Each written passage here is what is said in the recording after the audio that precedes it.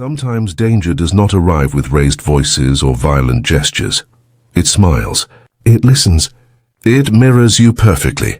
And before you even realize what happened, it starts rewriting the truth inside your own mind. Before we dive in, let us know in the comments where you're watching from. We'd love to see how far this conversation is reaching. Carl Jung once said that the most terrifying thing is to accept oneself completely. Most people never do that. They live in fragments, in selective honesty, hiding from the parts of themselves they cannot face. And it is that avoidance, that desperate refusal to see their own darkness, that can turn a harmless person into something dangerous. Jung discovered something that few psychologists dared to explore in his time. He found that the majority of his most destructive patients showed one identical warning sign long before they caused damage. They projected their own rejected darkness onto others, and believed it was truth. Imagine this. Someone looks at you with complete certainty and says, "You are manipulative. You are selfish. You are cruel. You know deep inside that you are not." You try to explain, to reason, to defend your intentions, but nothing you say matters, because in their mind, the judgment is already written. They are not describing you, they are describing themselves. Only, they cannot see it. Jung called this phenomenon shadow projection, when the hidden, rejected side of one's psyche is pushed outward and seen in everyone else. It is the mind's most clever defense and its most destructive weapon. And what makes it terrifying is that people who do this are not pretending. They genuinely believe what they say. Jung once treated a man who changed everything he understood about human danger. The man was polite, well-spoken, and deeply compassionate on the surface. He smiled often, spoke gently, and always seemed to be helping others. But as Jung listened to him describe the people in his life, something strange began to happen. Every person this man called deceptive, cruel, or evil shared one identical pattern. They all reflected the very traits that the patient himself refused to admit existed within him. At first, Jung thought it was coincidence, but over time, he realized the truth. The patient was not just misjudging people, he was unconsciously recreating himself in them. He projected his shadow outward and then fought it in the world around him. 6 months later, that same man had torn apart his closest relationships, ruined careers, and destroyed his own brother's peace of mind, all while believing himself to be the victim of others' cruelty. Think about that for a moment. How many times have you met someone who accused you of things you never did? And no matter what evidence you gave, they refused to believe you. That eerie sense of being misunderstood on a level you cannot reach, that is the shadow at work. The human mind does not like contradiction. When a person refuses to face their own flaws, their brain starts reshaping reality to keep them feeling innocent. Modern neuroscience has confirmed this. During deep projection, the same brain circuits activate as during delusional episodes. In other words, their mind literally alters perception to protect their ego. They are not lying. They are seeing a distorted world that feels perfectly real to them. This is why people like that are so persuasive. Their conviction feels authentic because it is. They are convinced you are wrong, that they are right, that their judgment is truth itself. And when conviction meets delusion, reality bends.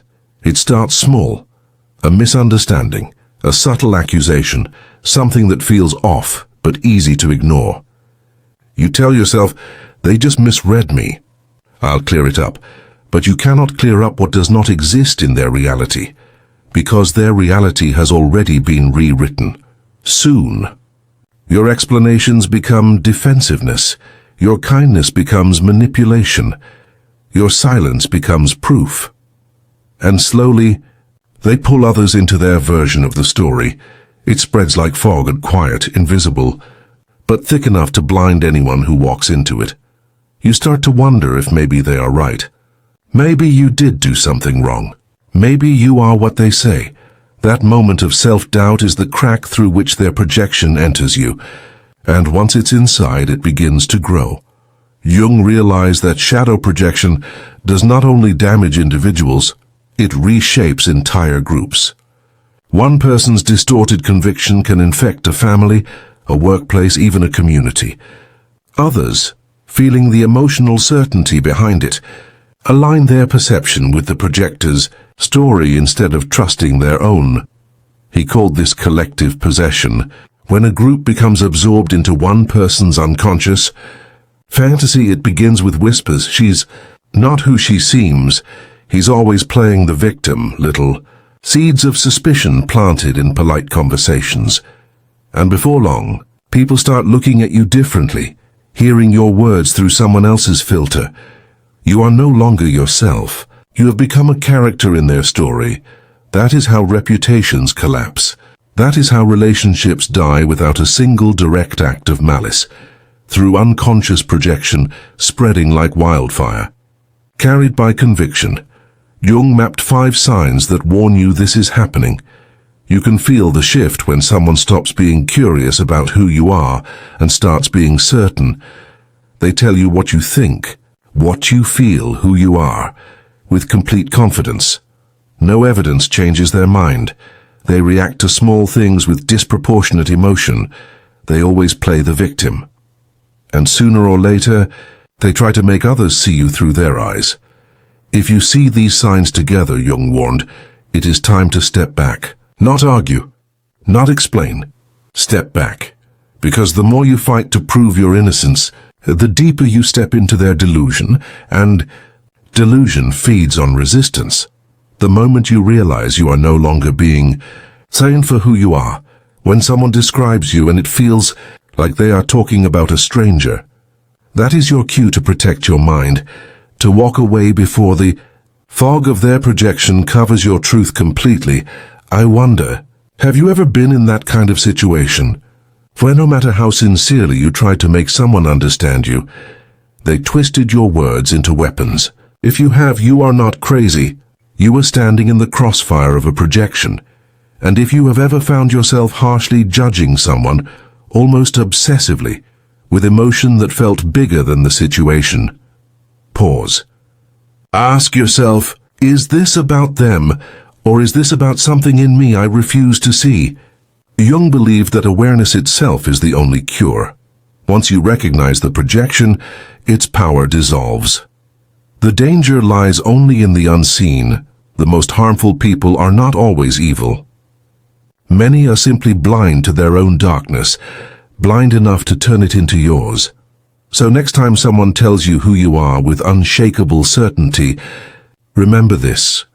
You are not required to agree with their illusion. You are only required to know yourself.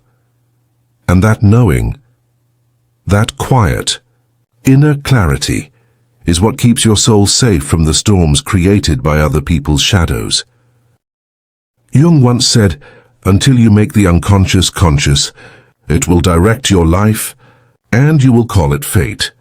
And that single truth explains why some people seem to repeat the same heartbreak, the same betrayal, the same story, over and over again, never realizing that they are both the writer and the actor in their own tragedy.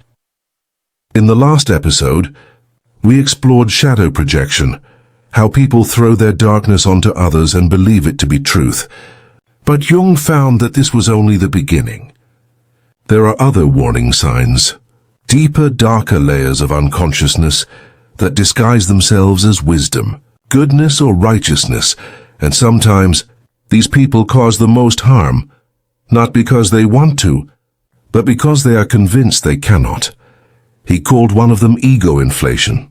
It sounds harmless, but it is not. The inflated person does not see themselves as human anymore.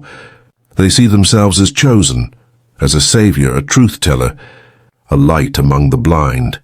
And the more they believe it, the less human they become. You may have met someone like that. They speak with moral certainty, not curiosity. They tell you how things are, never how they seem. They never doubt themselves. And if you question them, they call it disrespect. At first, Their confidence feels magnetic. You feel drawn to them. Trusting their authority, their conviction, their calm. But then something starts to feel off. A stiffness behind their smile. A lack of humility in their words. They are not listening anymore, they are preaching. Jung noticed that these people often appear spiritual, wise, even holy. But behind the mask of righteousness lies a dangerous blindness.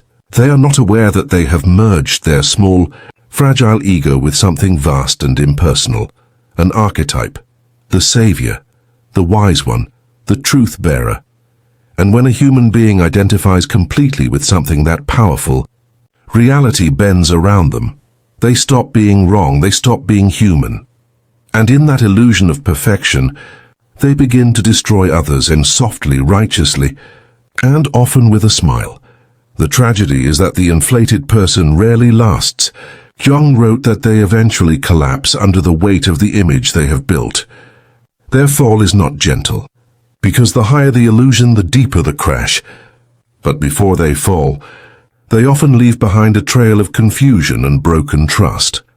Another danger Jung uncovered is what he called the perfect person problem.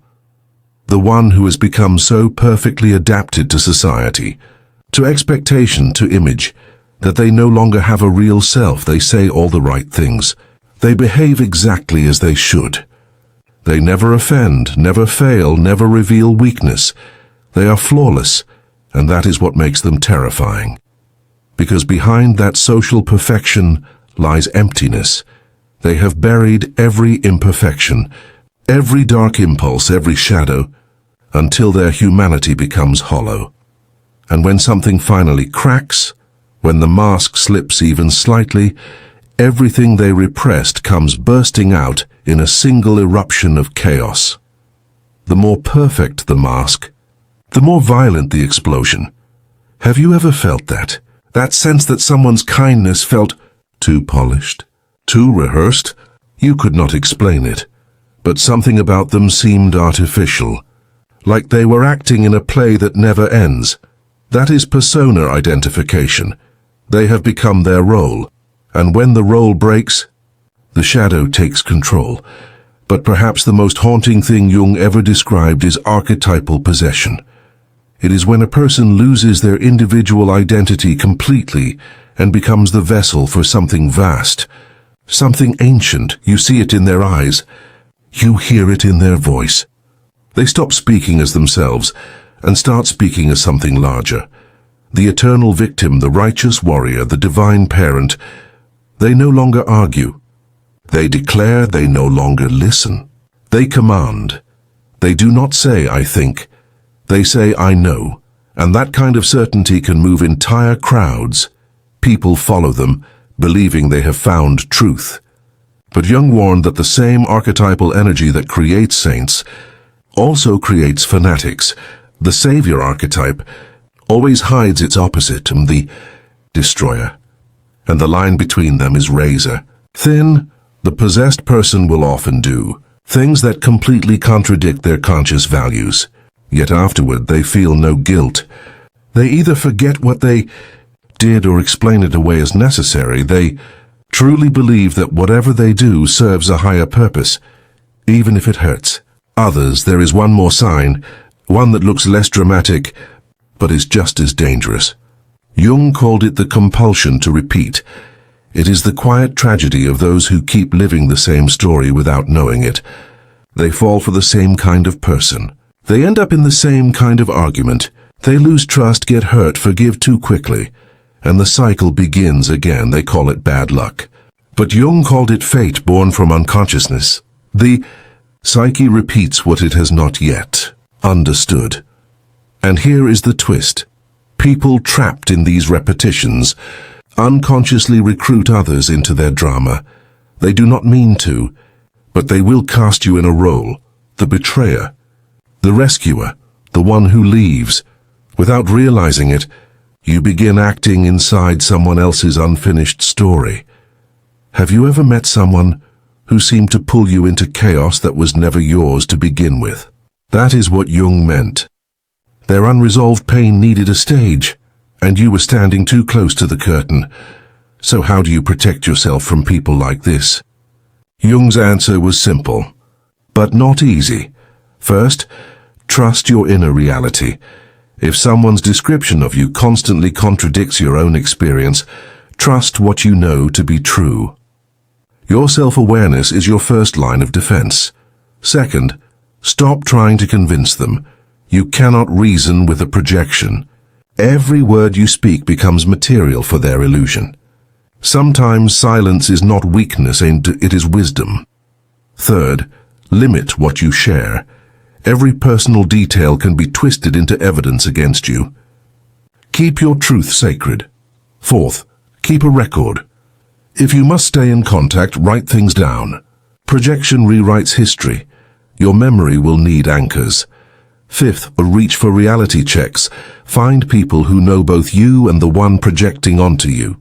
Let them help you see what is real. And finally, withdraw when you must. Some storms are not meant to be stood in. Walking away does not mean surrender. It means survival. Jung's most disturbing realization came years later. He discovered that the patients who frightened him, most were not malicious. They were terrified. They projected their darkness because they could not bear to see it within themselves. They became the very thing they feared, blind to their own transformation, and that is the essence of human tragedy. When the shadow is denied, it rules us from the dark. But awareness changes everything. The moment you see the pattern, it loses control. The moment you accept your own darkness, it stops needing to live in someone else. That is the freedom Jung devoted his life to teaching.